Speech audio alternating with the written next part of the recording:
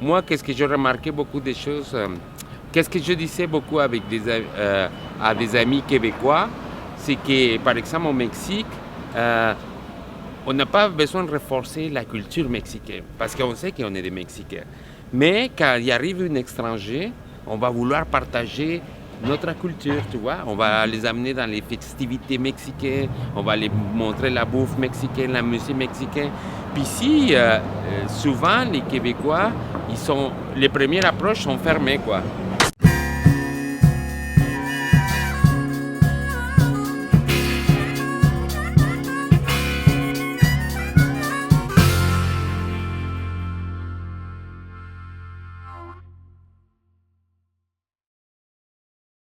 Bonjour, mon nom est Rosaline Nguyen et bienvenue au Quelque Show, la tribune bilingue des Montréalais.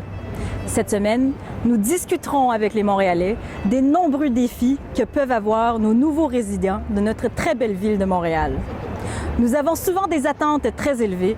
On imagine que nos rêves se synchronisent au rythme de notre métropole d'accueil. Mais la réalité, parfois, nous lance une bonne douche d'eau froide.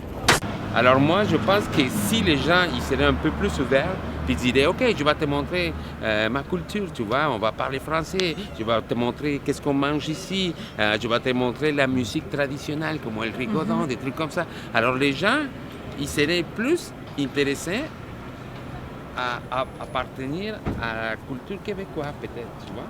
Il a d'espoir pour le futur? J'espère, avec la génération future, ça va changer, certainement, ça va changer.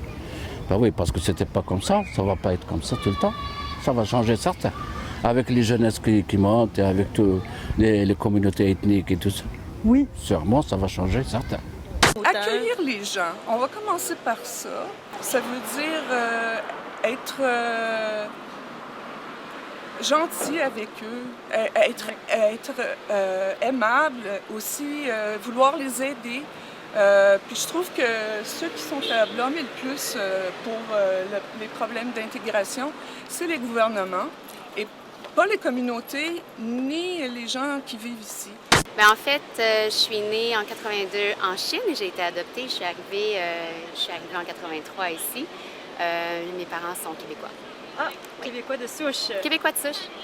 Est-ce que vous vous identifiez? Moi, je suis une néo-québécoise. Je suis quand même quelqu'un de couleur, c'est évident. Des fois, j'ai de la misère à m'identifier comme une Québécoise, puis des fois, je dois m'identifier comme une Vietnamienne. Comment te sens-tu? Est-ce que c'est comme ça pour toi? Mais en fait, moi, je suis globalement, tu vois, par là, moi, j'aime toutes les cultures, toutes sortes de cultures, tu vois. Moi, je me retrouve dans ma créativité, dans la richesse de l'humanité. Je pense que c'est dans la différence aussi, tu vois.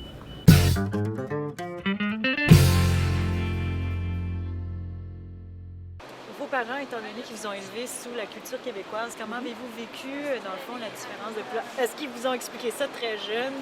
Comment ils vous ont expliqué ça? Bien, la transition, d'après moi, ça a été quand même assez facile parce que ma mère, elle avait une garderie en milieu familial. Donc, c'est sûr et certain que je pense que très tôt, je me suis identifiée en étant une petite Chinoise parmi des Québécois. Mais non, je pense que Puis en plus, j'ai pas grandi... J'ai grandi sur la rive-sud de Montréal, donc à 45 minutes de Montréal. Puis moi, j'ai pas senti une différence ethnique flagrante, là, à moins de... C'est sûr et certain que j'étais la petite Chinoise à la place. Les gouvernements, tout ce qu'ils veulent, c'est faire entrer du cheap labor, excusez-moi. Et puis, ils veulent pas... Rendu ici, c'est sûr qu'il y a des programmes et tout ça, mais il faudrait qu'ils soient encore mieux encadrés. Et puis qu'on les aide à s'intégrer le mieux possible. Plus intégration des immigrés, c'est que je trouve ça un peu bête, une loi qui, en tant qu'immigré justement, je tiens à m'exprimer là-dessus. C'est ça. Puis je voyais que les gens ils parlaient des immigrés comme si c'était tous les autres avec des signes distinctifs vraiment visibles. Je suis mais non, mais attends, ça me concerne également. Puis tu sais, quand tu immigres, tu peux pas laisser ta culture avec ta valise. C'est pas quelque chose que tu laisses dans ton pays d'origine. Puis si tu veux avoir une culture justement d'immigrés, c'est ça la beauté des choses, c'est ramener toutes ces différentes cultures, puis les accepter la différence, les intégrer, puis ou sinon faut pas accepter d'immigrer. Tu n'as pas d'expérience avec des expériences au Québec de racisme? Avez-vous vécu ça? Non, je peux pas dire que j'ai souffert ou que j'ai vécu des expériences de racisme là, auparavant. Rien. Rien qui m'ait marqué, donc je pense pas. Oui, ok, d'accord. Parce que souvent, on se souvient de ces choses-là. Un conseil, si vous aviez un conseil à donner aux filles de Montréal qui Ouais. arrivent ici. Ben, Des le jeunes conseil- femmes entre 20 ans oui, et 30 ans, par oui, exemple. justement. C'est ne reste jamais à la maison. Chercher, travailler, avoir des expériences canadiennes. Ne dis pas que ok, c'est correct, je reste à la maison. Non, tu restes à la maison, tu restes toute ta vie à la maison. Alors depuis le jour, entre dans la société québécoise. Êtes-vous québécois Euh, dans votre cœur? Non. Mais dans le fond, je suis pas québécois, je suis pas canadien, je suis pas mexicain, tu vois. Oui. Dans ma démarche personnelle, moi, en premier plan, je veux être humain. C'est tout.